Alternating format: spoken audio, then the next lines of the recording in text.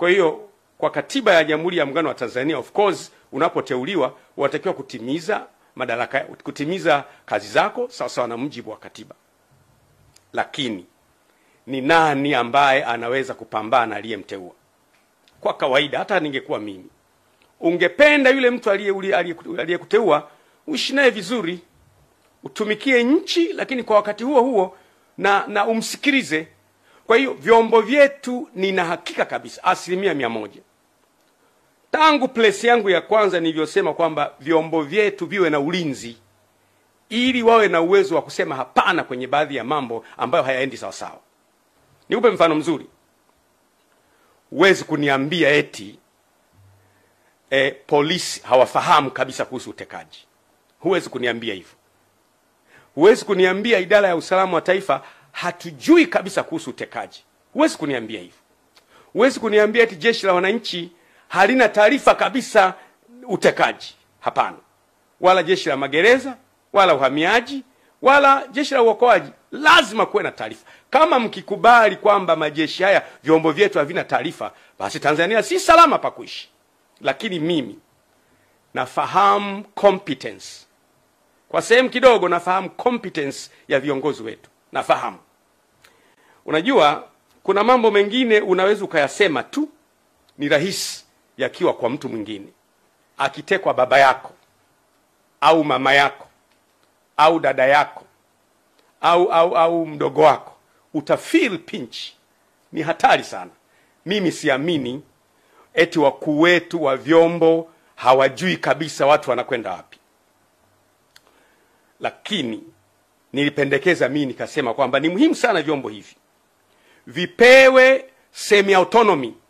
Semi autonomy maana yake ni kwamba kuwe na kujitegemea fulani. Halmashauri kuu ya CCM mstaafu Balozi Polepole eti vyombo vyote havijui kwa.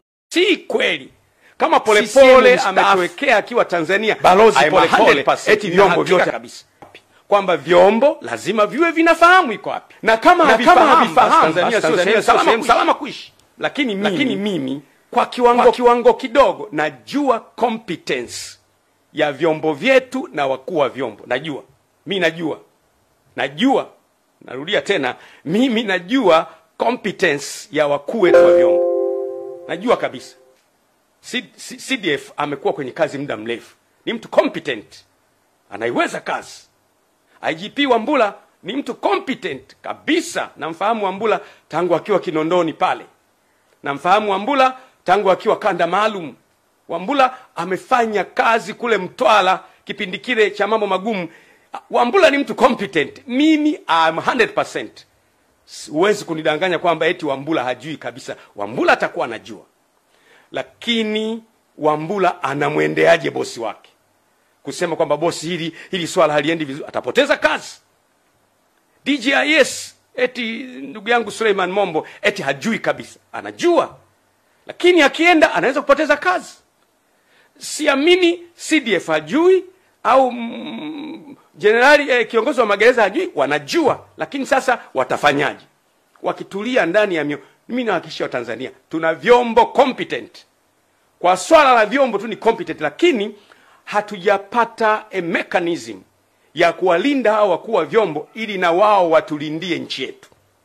Kwa hiyo muda unakuja na siku moja itafika. Mimi nasema siku moja itakuja tu ambayo tutapata namna ya wakuu wa vyombo kuwalinda, watulindie nchi yetu na maono yetu.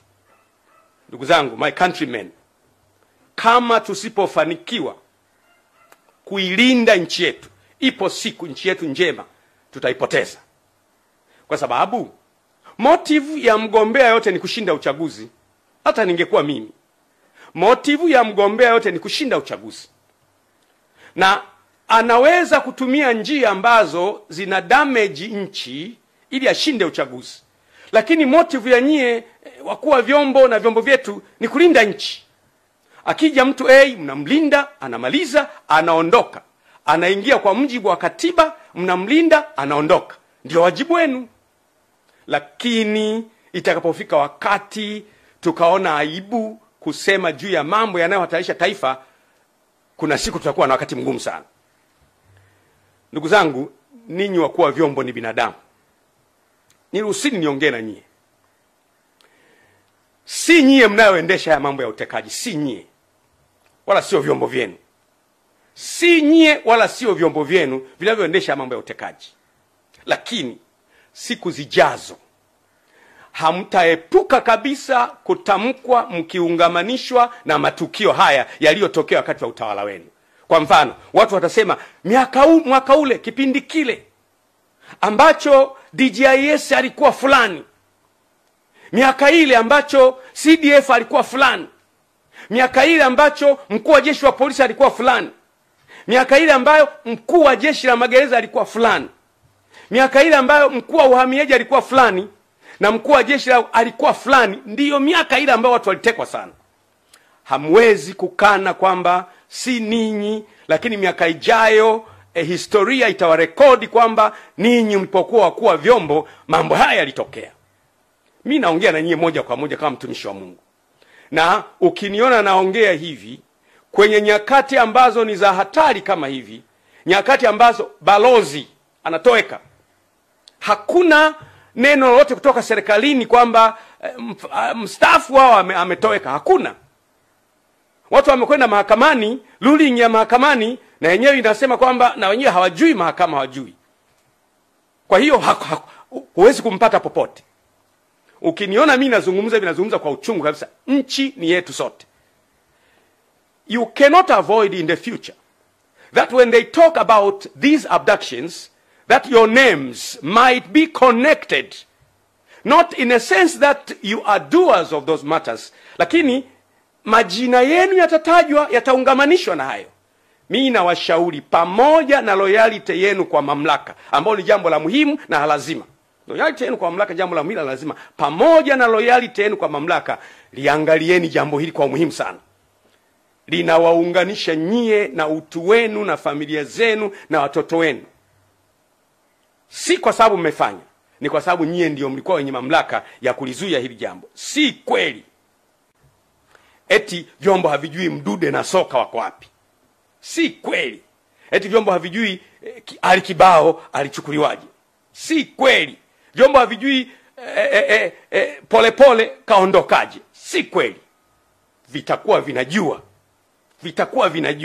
na hakika kabisa vitakuwa vinajua. Lakini vifanyeje? Nisema tangu mwanzo kwamba utekaji si sera ya Chama cha Mapinduzi. Mimi naongea leo bado ni mwanachama wa Chama cha Mapinduzi mwaminifu.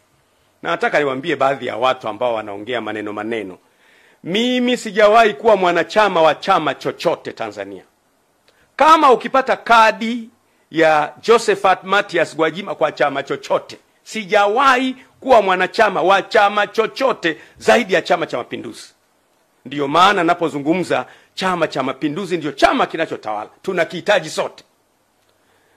Ni vizuri kama Chama cha Mapinduzi tunaendelea kuwaza kwamba sisi chama chetu, matukio haya yanapoendelea kutokea, miaka 5 ijayo, miaka 10 ijayo, watu watakuwa na picha gani na chama chetu? Mimi nasema sera ya kuteka watu, kupotea kwa watu, kuumiza kwa watu, si sera na si mtazamo wa Chama cha Mapinduzi ambacho mimi ni mjumbe wa halmashauri kuu ya chama hicho. Sio. Na lazima jambo hili liache kabisa. Uwezo wa vyombo vyetu hauna mjadala kama nilivyosema.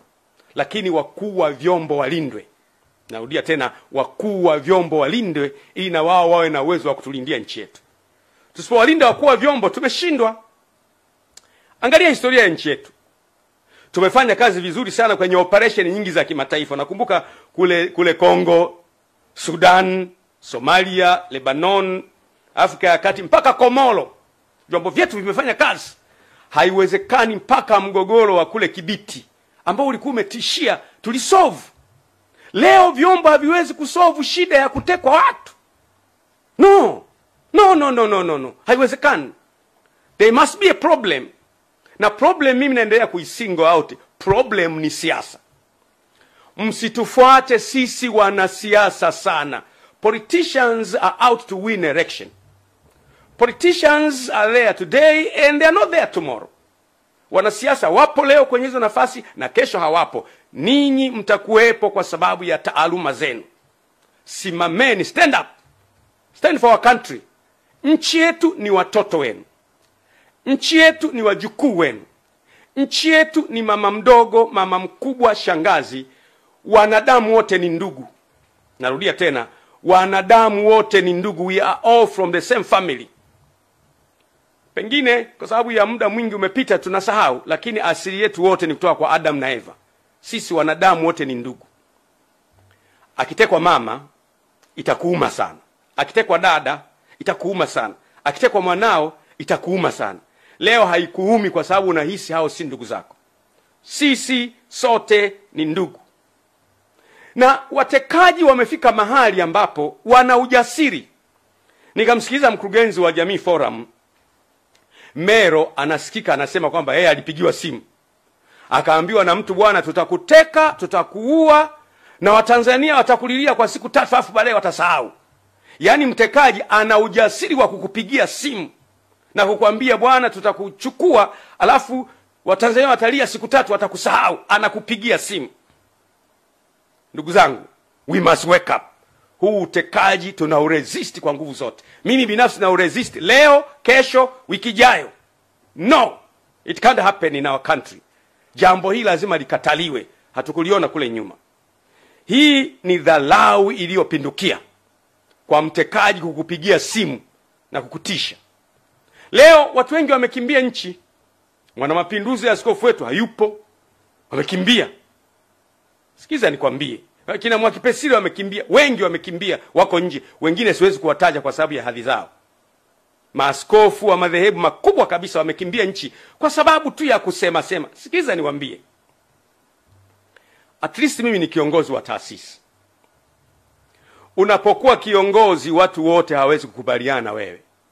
Hata kwenye taasisi zetu za kimungu kabisa, ni kanisani au ni msikitini, si watu wote watakubaliana na wewe, na pamoja na kwamba ni waumini wako, wakukusema sema wapo. Wengine watakusema kwa sababu za uongo, zitakuuma. Kama kiongozi lazima uwe na courage ya kumeza hayo maneno. Ukiwaua wote utamtawala nani? Ukiwateka wote utamtawala nani? Itakuwaje baada ya hapo? Unaweza kuwateka ukashinda uchaguzi. Baada ya kushinda uchaguzi, kila uliyemteka ana mdogo wake, ana mjomba wake, ana shangazi yake, ana kaka yake, ana ndugu yake. Baadaye nchi itakuwa kwenye uchungu ambayo itakuwa ni ngumu sana kuiganga.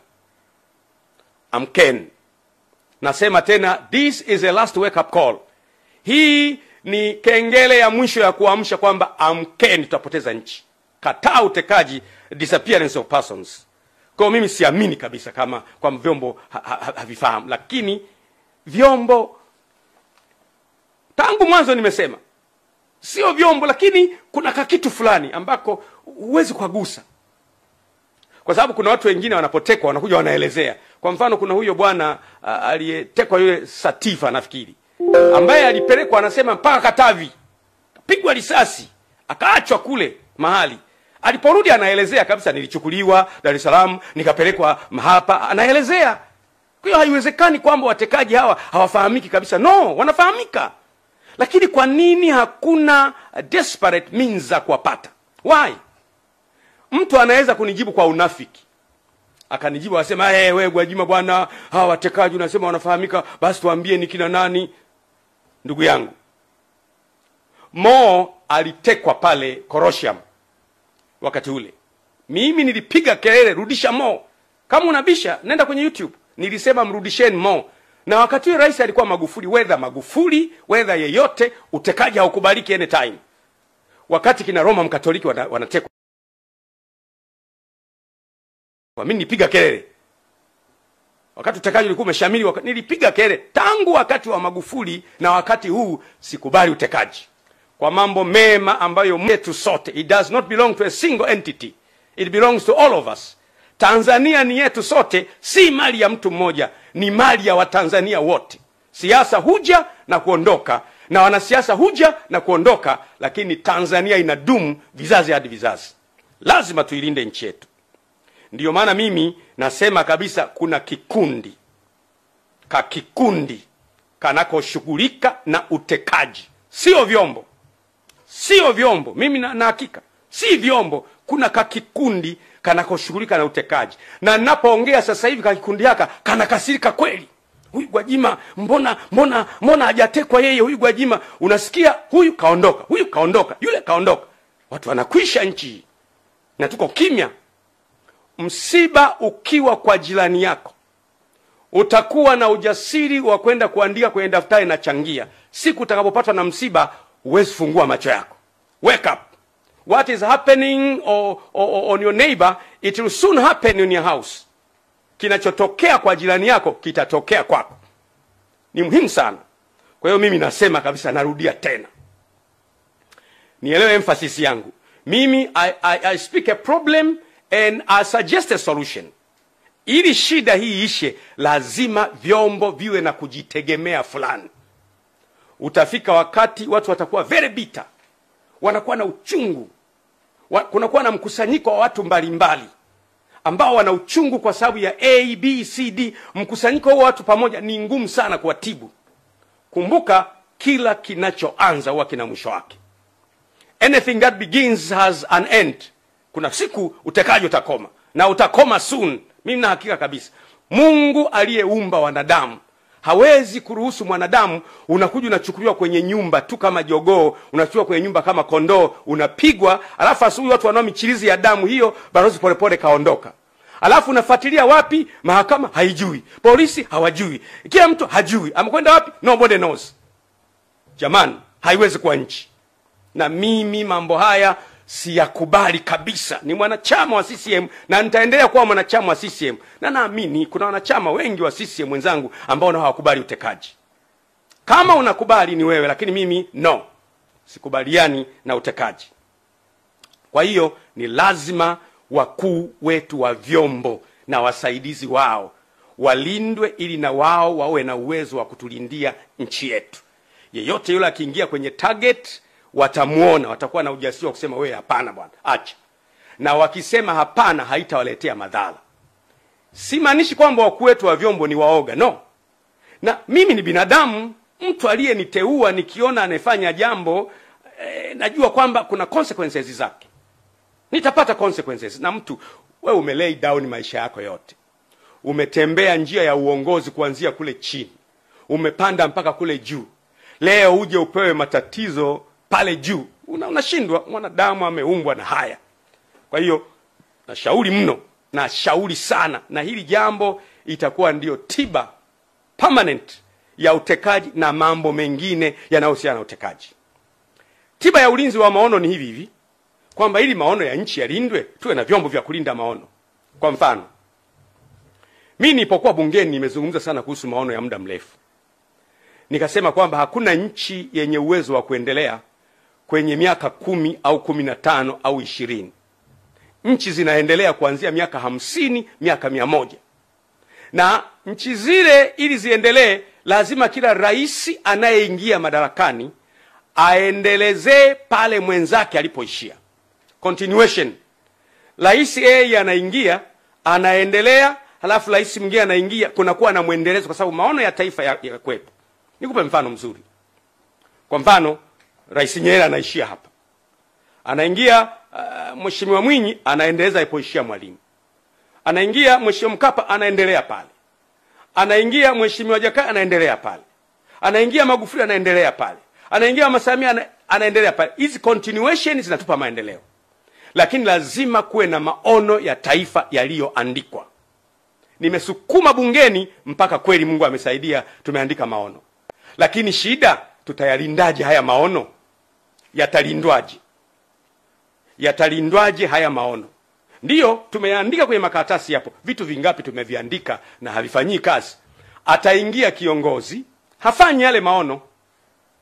Tajenga madaraja, tutapiga makofi. Tajenga tutapiga makofi. Lakini hafanyi yale maono. Ni nani wa kwenda kumwambia mheshimiwa samahani, yale maono yetu ya wananchi huyafanyi? Hayupo. Waziri atamwambia, atafukuzwa kazi. Waziri mkuu atamwambia, waziri mkuu ni mteule wa rais. Makamu wa rais atamwambia, hawezi kumwambia. Sasa hivi vyombo sasa vya kwetu hivi vinavyokuwa na kujitegemea fulani, vinakuwa pia walinzi wa maono. wana uwezo kwa unyenyekevu kumwendea mheshimiwa rais, mheshimiwa, tumekuja kwako. Sisi wakuu wa vyombo, maono ya wananchi ni haya. Maono ya wananchi ni kwamba wanataka grid ya taifa ya maji. Maono ya wananchi ni kwamba wanataka kila wilaya iwe na hospitali. Maono ya wananchi ni kwamba wanataka kila barabara iwe ya lami.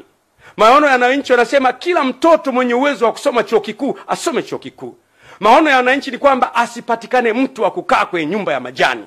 Maono ya wananchi ni kwamba kuwe na innovation centers, centers za uvumbuzi, wale watoto wenye vipaji maalum wawekwe pale. Unaanza kuondoka mheshimiwa. Hao watakuwa ndio walinzi wa maono. Vinginevyo, bila ya hivyo, tutaandika maono kwenye vitabu ambayo hatuwezi kuyalinda. Lakini nataka kuambia, asubuhi inakuja. Narudia tena, tutazame kule mbele, asubuhi inakuja. Haya mambo ya utekaji na kuumiza watu kuna siku yatakwisha. Na naamini kabisa yatakwisha. Ndugu zangu, ufisadi na uharibifu wa mali za taifa. Taifa letu lina safari ya kujenga uchumi na kuinua maisha ya watu. Objective au lengo kubwa la kila taifa ni ustawi wa watu wake. Inafahamika. Lengo kubwa la kila serikali ni ustawi wa watu wake. Ufisadi msingi wake mkubwa ni choyo, ulafi, ubinafsi, kukosa kuwaona wengine wana thamani kuliko wewe. Na ndio maana unakuta mtu amejilimbikizia vitu. Kumekuwa na malalamiko kila mahali ya wizi wa mali, ambao mimi huwa naepuka sana kumtaja individual, kwa sababu nikilazimia kumtaja individual huwa namtaja in details. Ndio maana nasema ili mpate ujumbe.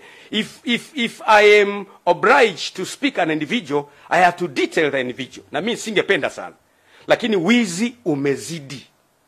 Tunaona kwenye mitandao tuhuma zimejaa wizi, si madini, si hiki. Tuhuma zimejaa. Na hili jambo linatakiwa kufanyiwa kazi. Ni hatari sana kwa ustawi wa taifa letu. Tumekuwa tukimsikia Polepole, Mheshimiwa Polepole akisema wazi taarifa mbalimbali za ufisadi mkubwa kwenye madini, kwenye maeneo mbalimbali ambayo mimi sitaki kuyasema.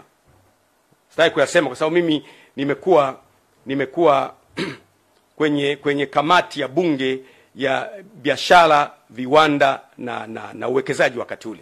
Nafahamu vitu vingi. Nafahamu sana kuhusu Liganga na Mchuchuma. Wale wabunge wenzangu tuliokuwa kwenye kamati moja wanajua nikiwa naongea. Nilishaya kusimamia kuhusu Liganga na Mchuchuma. Nikasimama na kuwaelezea kwenye kamati. Nikatoa na document. Nikaonyesha document jinsi ambavyo tumepoteza pesa nyingi. Yaliyonipata Mwenyezi Mungu peke yake anajua. Usiku ule watu walivamia nyumba yangu, wakavunja gari, wanatafuta document kule Dodoma. Kwa hiyo usifikiri kwamba kuna wakati mimi nakaa kimya kwa sababu ya staha. Kuna wakati hauzungumzi vitu ukaleta migawanyiko kwenye nchi. Nasema tena, sometimes we don't talk things because they won't heal the problem. Huongei vitu kwa sababu unahisi ukiongea badala ya kutibu utaleta tatizo, kwa hiyo unaamua kuacha kuongea. Lakini ufisadi, wizi, kujilimbikizia mali kumezidi.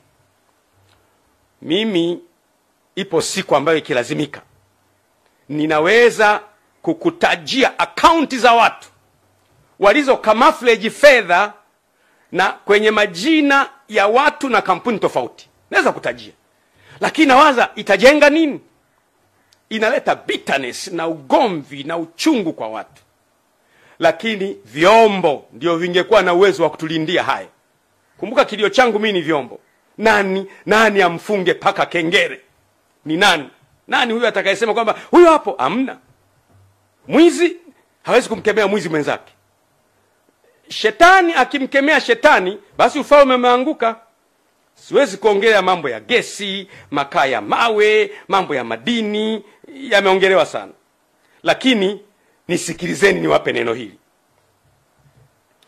Ukijenga nyumba nzuri, ukaweka uzio mrefu, ukaweka na fensi ya umeme, alafu ukaweka na mbwa wakali sana, German Shepherd, mbwa makubwa, alafu ndani unakula vizuri, una magari mazuri, unaendesha vizuri, alafu majirani zako wana njaa, na wao wanajua kwamba yule jirani mwenye fensi ya umeme na mbwa wakali na walinzi wakali anakula ndani, hauko salama. Ipo siku hao majirani watapigwa shoti ya umeme 50, lakini 200 wataingia ndani. Hivyo ndivyo inaogopesha viongozi wanapojilindukia mali wao wenyewe wakawasahau wananchi. Ipo siku wananchi wataruka fence, wataumwa na mbwa 50, wataumwa na mbwa 50, watapigwa shoti ya umeme 100, lakini 300 watakukamata. Hatutaki kujenga uchungu kwa wananchi wetu kwa mambo yanayoweza kuzuilika. Na mimi imekuwa huu ndio msimamo wangu na imani yangu. Lazima kila mtu afahamu ya kwamba kipaumbele cha taifa linalojitambua, ambalo viongozi wake wanajua wanachofanya, ni watu wao. Narudia tena, lazima kipaumbele cha kiongozi yeyote iwe ni watu wake. Nikupe mfano. Kwa mfano, unajenga barabara kwa ajili ya nini? Watu wapite, watu waendeshe magari. Unajenga hospitali kwa ajili ya nini? Watu watibiwe, watu wapate kazi. Unaleta maji kwa ajili ya nini? Watu wanywe. Unaweka umeme kwa ajili ya nini? Ili watu waone. Unaweka mwendo kasi kwa ajili ya nini? Watu watumie. Shule kwa ajili ya nini? Watu wasome. Kwa hiyo ni watu. Kwa hiyo msingi wa maisha ni watu. Narudia tena, maendeleo yoyote ambayo hayamuoni mtu kama priority si maendeleo. Because all that we do on the earth is for human.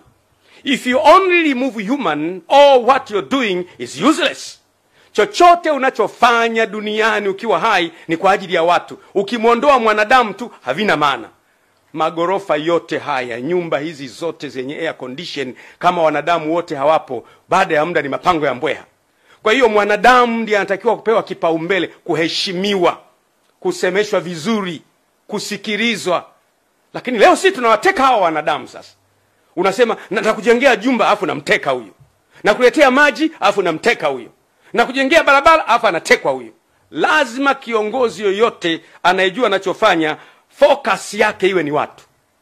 Watu asubuhi, watu jioni, watu usiku, watu mchana. Watu ni wa muhimu kuliko vitu. Na viongozi wazuri wanatoa kipaumbele kwa watu. Ndugu zangu, ukiona giza limekuwa zito sana, ujue asubuhi inakaribia. Giza limekuwa zito sana. Watu wanaishi kwa hofu. Mimi kipindi hiki nimekuwa kimya, watu wananipigia, wanatafuta, mheshimiwa yupo, Gwajima yupo, atakuwa ameshaondoka jamani, atakuwa ameshaondoka naye. Nipo na nipo sana. Nipo sana kwa sababu Mungu amenipa neema ya kuendelea kuwepo. Hatari ninazozipita si za maana sana ukilinganisha na umuhimu wa taifa letu kwa siku zijazo. The dangers I meet are less important in comparison with the necessity of protecting our country in the future. Hatari ni nyingi. Unatembea mtu kwenye mashimo, kwenye mahandaki. Lakini nasema iwe kwenye mahandaki, iwe kwenye mashimo, iwe kwa kujificha, iwe kwa kuishi au kwa kutokuishi, lazima mimi nitaisimamia nchi yangu na kuitetea nchi yangu, na utekaji hapana. No. Na tutazame kule mbele.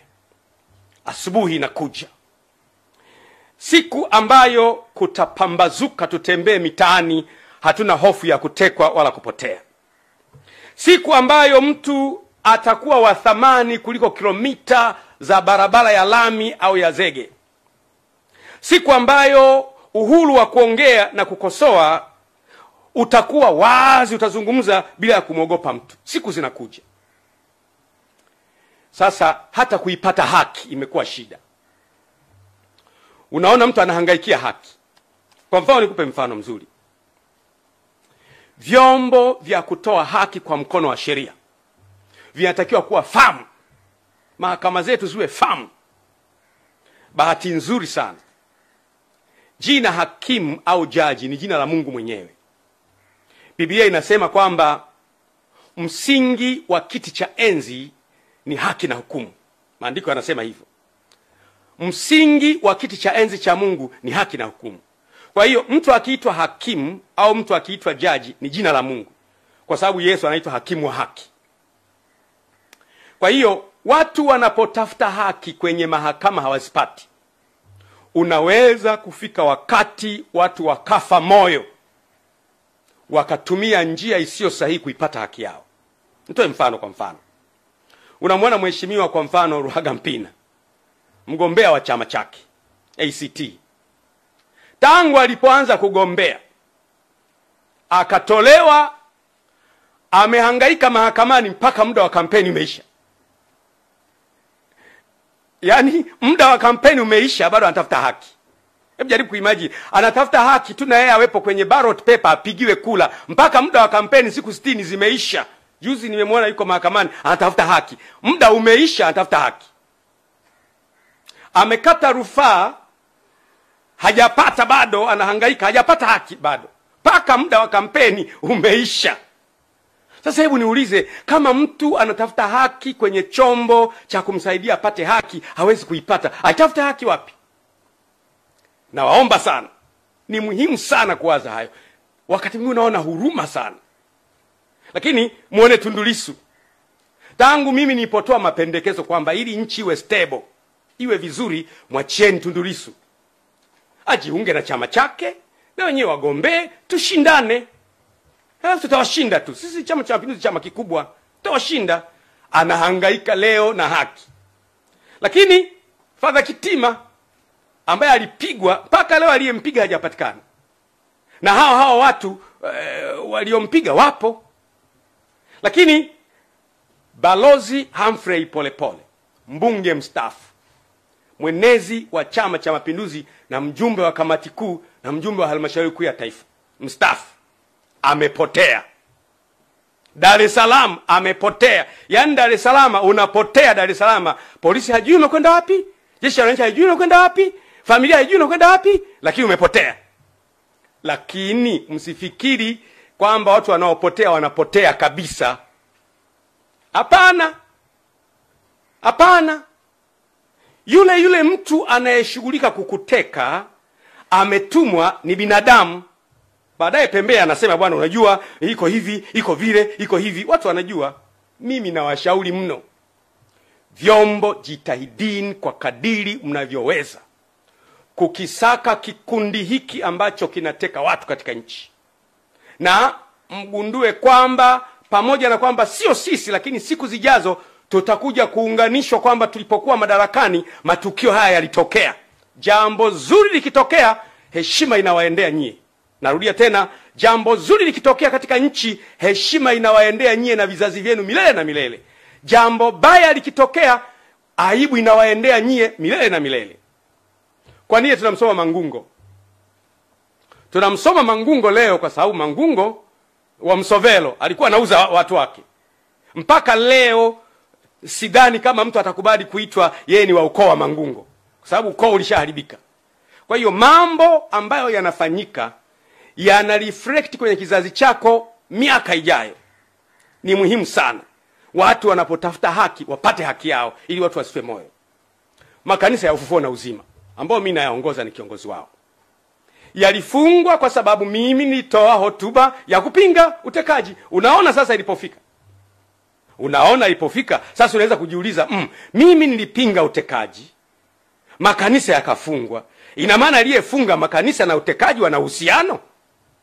Mimi ni swali lile, sijasema wana uhusiano, ni swali. Kwa sababu mimi nilikemea utekaji. Nikasema utekaji haufai. Makanisa 2006 2006 makanisa yamefungwa. Mikoa yote, wilaya zote, tarafa zote, kata zote yamefungwa. Kwa nini? Nilikemea utekaji. Sasa ina maana kuna wachungaji, mchungaji kiongozi 2006 sasa hivi wako mitaani, hawezi kuongoza ibada. Kuna maaskofu wetu 32 hawezi kuongoza ibada. Kuna waumini milioni 3 na laki kadhaa hawezi kwenda kwenye ibada. Wanawaza nini hawa watu? Tumeamua sasa, basi wamefunga, tutumie njia ya kutafuta haki kwenye vyombo vya haki. Hatujapata mpaka leo. Mpaka nikiwa naongea leo, hakuna muumini wa makanisa yetu, kanisa halijafunguliwa mpaka leo. Kwa nini? Umekemea utekaji. Narudia tena, funga milele. Utekaji haukubaliki. Narudia tena, funga kanisa mpaka Yesu arudi, utekaji haukubaliki. Hatutakubali mtu atekwe, awe Muislamu, awe Mkristo. Kule Zanzibar wanaendelea vizuri. Zanzibar kule si wamefanyaje? Wenyewe wako kwenye uchaguzi, wanaendelea vizuri. Wapinzani wanaendelea na wengine wanaendelea. Huku kumekuwa na shida. Kwa hiyo mimi kabisa nasema waziwazi kwamba makanisa hayajafunguliwa mpaka leo. Tuko kwenye vyombo vya haki kwa muda wa miezi 5, haki haijapatikana bado. Waumini wako wanazagaa, 3 wako mtaani, wananiuliza tufanyeje? Unategemea nini? Mahala ambapo mtu anaonewa, anatumia chombo cha haki kuipata haki, hawezi kuipata kwa wakati, unategemea huyu mtu atafanya nini? Kwa hiyo ninaomba sana vyombo vya haki viweze kufikiri na kuona namna ya kutoa haki ili watu wasife moyo. Ni muhimu sana sana sana. Watekaji wanaweza kufikiri wako salama. Mimi ni muumini wa Biblia. Kwenye kitabu cha Ufunuo sura ya 13 mstari wa 10 inasema hivi: mtu akichukua mateka atachukuliwa mateka, na mtu akiua kwa upanga atauawa kwa upanga. Mambo ambayo mnayafanya kwa watu gizani, mambo yale yale miaka ijayo Mungu ataruhusu wafanyiwe watoto wenu mchana kweupe. Mwanzo sura ya 9 mstari wa 6 inasema, yeye atakayemwaga damu ya mwanadamu, damu yake huyo naye itamwagwa na mwanadamu, maana kwa sura yangu nilimuumba mwanadamu. Nchi inapoanza kumwaga damu za watu wasio na hatia, wewe Waislamu, wewe Wakristo, wewe hawana dini, nchi inaingia kwenye laana. Kwa hiyo ni muhimu sana kujaribu kuepuka jambo hili. Wale Wakristo wa Biblia mtafahamu vizuri. Bwana Yesu alipokamatwa, kama unavyojua Bwana Yesu alikuwa na wanafunzi 12. Alipokamatwa, mwanafunzi wake mmoja anaitwa Petro akachukua upanga akamfyeka mkamataji. Lengo lake lilikuwa zuri, wanamkamata bwana wangu ni wafyeke na wao. Bwana Yesu akamwambia Petro, ulichokifanya ni kizuri. Unanitetea mimi na kuniondoa kwenye tatizo kwa kutumia upanga, lakini mimi nakupenda. Ile Mathayo 26 mstari wa 52, Yesu akamwambia, rudisha upanga wako mahali pake, maana wowote waushikao upanga wataangamia kwa huo. Maana yake anayeua kwa panga naye atakatwa panga. Na habari kwa nyie watekaji, acheni. Na wale mlio wateka waachieni, mwacheni pole pole. Release pole pole, mwacheni pole pole. Kama hayupo mtuambie. Waachieni wengine ambao mmewateka, waachieni. Mtaifanya nchi iwe mahala pabaya. Niwape mfano wa mwisho afu namalizia. Ukiona kwa mfano jumla ya watu wote waliotekwa na ndugu zao na rafiki zao na majirani zao na sympathizers wao wanaona huruma. Jumla ya watu wote wanaomwonea huruma Tundu Lissu kama yeye, kwa sababu wapo wana CCM kama sisi tunamwonea huruma, kwa sababu mtu anapokuwa na brain ni asset kwa taifa. Kuna baadhi ya vitu ambavyo tunaacha vyama, tunatumia ubongo wa mtu kwa ajili ya kujenga taifa. Kwa hiyo kuna watu wanamhurumia Tundu Lissu, wengi wapo na wenyewe. Kuna watu wanamhurumia Luhagampina, jamani Luhagampina amezuiwa, wapo na wenyewe wengi. Kuna watu wanamhurumia Heche mwenyekiti ambaye anakwenda kwenye msiba wa kumzika Raila Odinga, amezuiwa pale. Leo yuko kwenye matatizo, hatujui yuko wapi. Unaona mambo yanavyokwenda. Kuna watu wanahurumia makanisa ya Ufufuo na Uzima amefungwa jamani. Mkusanyiko wa watu hawa wote, kuna mawinga wanalalamika. Kuna mkusanyiko hawa wote wanapotima kwa pamoja, nchi inakuwa haiko salama. Tunatakiwa tujifunze kuepuka kuignite moto mahala ambapo tunaweza kuzima moto. Niwatie moyo ndugu zangu wananchi. Mungu hachelewi. Mungu hachelewi kuitimiza ahadi yake. Utekaji umezidi, maisha ya watu yanaharibika, na Mungu atajibu. Maneno yangu haya ni ya thamani sana, hasa kwa muda ambao nayazungumza. Kwa muda huu hakuna mtu anaweza kuzungumza na yuko nchini. Mimi niko nchini. Niko hapa kwenye nchi. Wengine wote wamekimbia. Kwa nini? Na napozungumza wanaanza, jamani kwa juma zuri atakuwepo. Sikiliza niwaambie. Bwana asipoilinda nyumba, wao walindao wakesha bure. Na Bwana asipoujenga mji, wao wanaojenga wafanye kazi bure. Ulinzi una Mungu. Mungu akitaka uishi utaendelea kuwepo. Na Mungu akitaka kuondoka utaendelea kuwepo. Kuna siku tutaondoka. Mtekaji ataondoka, mimi nitaondoka, mwenye madaraka ataondoka, watoto wetu watabaki vizazi baada ya vizazi. Lazima tuilinde nchi yetu. Mimi nimedhamiria kusimama na wananchi. Mimi ni mwanachama wa Chama cha Mapinduzi aliyechagua kusimama pamoja na wananchi. Narudia tena, I want it to be very clear. Mimi ni mwanachama wa Chama cha Mapinduzi, ni mjumbe wa halmashauri kuu ya Chama cha Mapinduzi ambaye hakubali utekaji, hakubali uonevu, sikubali ufisadi. Nimedhamiria kusimama na kilio cha wananchi na nitasimama nao mpaka mwisho. Na wanachama wenzangu mnielewe kabisa kwamba nimedhamiria kusimama na wananchi mpaka mwisho, mpaka utekaji uishe. Na tazama kule mbele, asubuhi inakuja na Mungu wetu ni mwaminifu, atatimiza ahadi zake. Asanteni sana wananchi. Mungu awabariki. Mungu aibariki Tanzania. Asanteni sana.